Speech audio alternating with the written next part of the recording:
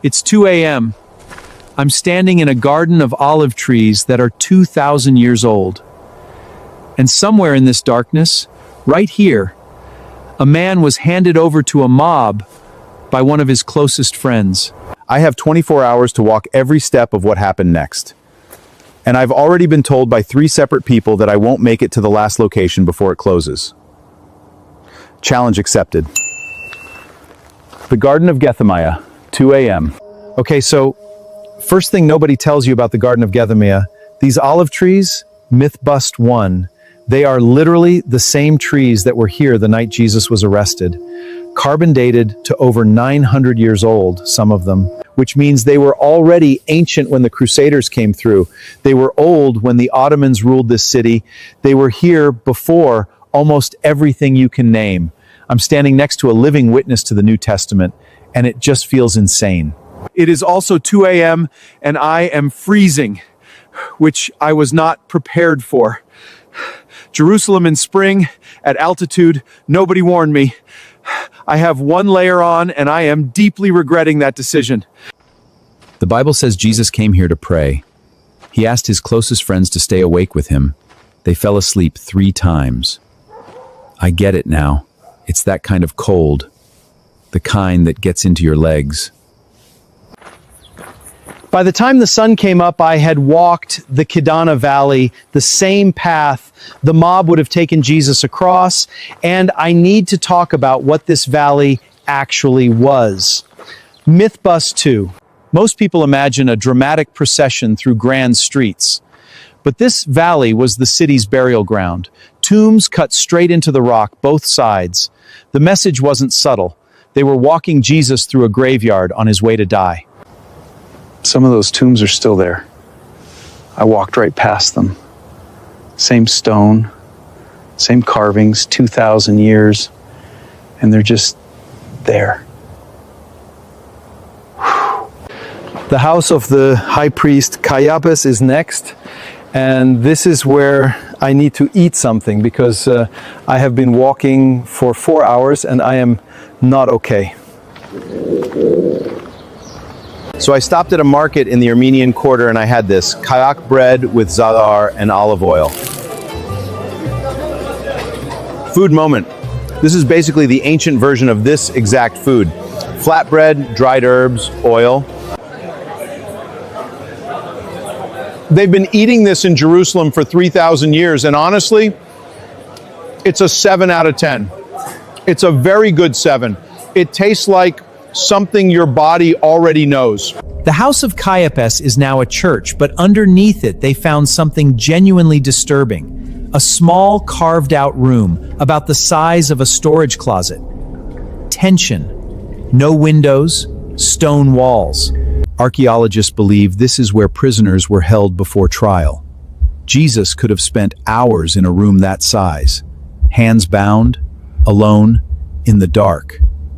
I stood in it for 30 seconds and I wanted to leave. Here is something that rewrote everything I thought I knew. Myth bust 3, infrastructure. For centuries, everyone assumed Jesus was tried at the Antonia Fortress. You've seen it on every map, every documentary, but most archaeologists now believe the actual trial happened at Herod's palace on the western side of the city. There is a goat. There is just a goat on the hill. I am holding a third-class ticket, which cost me roughly the equivalent of a full day's wage in today's money. Obviously, I am going to try to get to every miracle site anyway. Okay, good morning. Welcome to the Sea of Galilee in the 1st century. And as you can see, this is not a calm, holy postcard. It absolutely smells like salted fish and wet babasil in here. Also, I have been soaked by rain for 3 hours. One thing nobody told me about 1st century Galilee is that the fishermen exported 50 tons of fish per day to Rome. So, outfit check. It's giving desperate disciple. I'm into it. We just pulled our boat onto the same shore where Jesus docked after walking on water. Magdala. This is where Mary Magdalene is from. But here's the myth bust. She wasn't a prostitute. She was likely wealthy enough to fund Jesus' entire ministry. So this is salted Galilean tilapia. It is preserved in the same Megabla salt pools where Jesus said, "You are the salt of the earth." And it's actually not bad. It tastes like really aggressive jerky. 7 out of 10. So this is the synagogue at Capernaum. The entry fee is nothing. Romans invented underfloor heating. Jesus taught right here on this stone. The original is in Los Angeles. I flew 7,000 miles to see a replica. Worth it. I genuinely do not know how to feel about this, so let's sit in it. This is Caesarea Philima, a cave so deep, pagans thought it was a portal to hell. They threw goats in as sacrifices. This is where Jesus asked, "Who do you say I am?" Not in a synagogue, here, at the demonic headquarters. We had one job, reach Corsi, where Jesus cast 1,000 demons into pigs.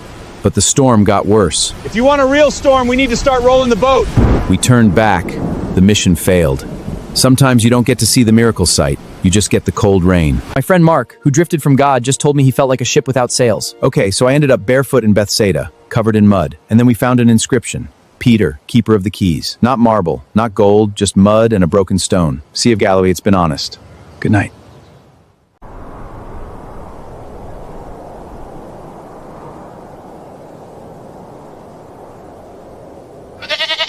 There is a goat. Just a goat on a hill outside Capernaum.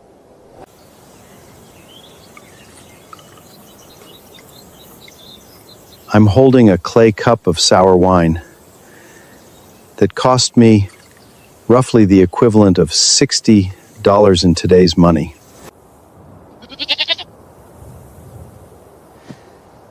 Obviously, I did not come here for the goat. I came to find 12 men who keep misquoting their best friend.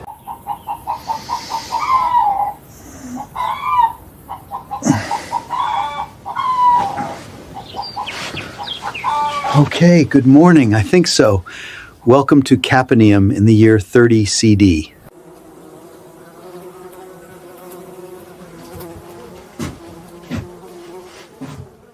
And as you can see, this is not a quaint little fishing village. It absolutely reeks of salted fish and wet wool in here. Also, I have been sleeping on a mat made of reeds, and my spine has opinions about that. My sleeping mat is woven reed about 2 inches thick. I woke up with a grain of something in my ear. Myth bust number 1. The disciples were not old.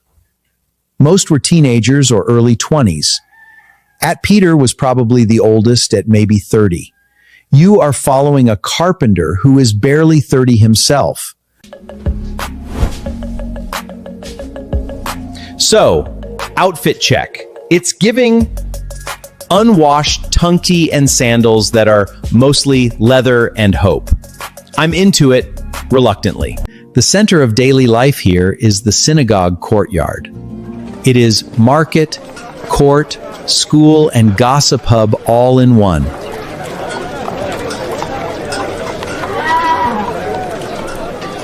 Myth bust number 2. People imagine everything in beige and gray. Wrong. The fishermen's cloaks are dyed indigo. The women wear red and ochre. It is visually loud. Rome is marble. Galilee is a thrift store explosion. I try to order breakfast from a vendor selling something called tarich, pickled fish paste on barley bread.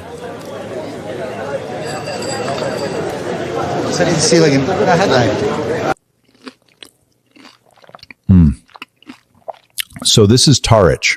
It is fermented fish, salt, and stale bread, and it is aggressive. It tastes like a fishing boat's deck after a hot afternoon.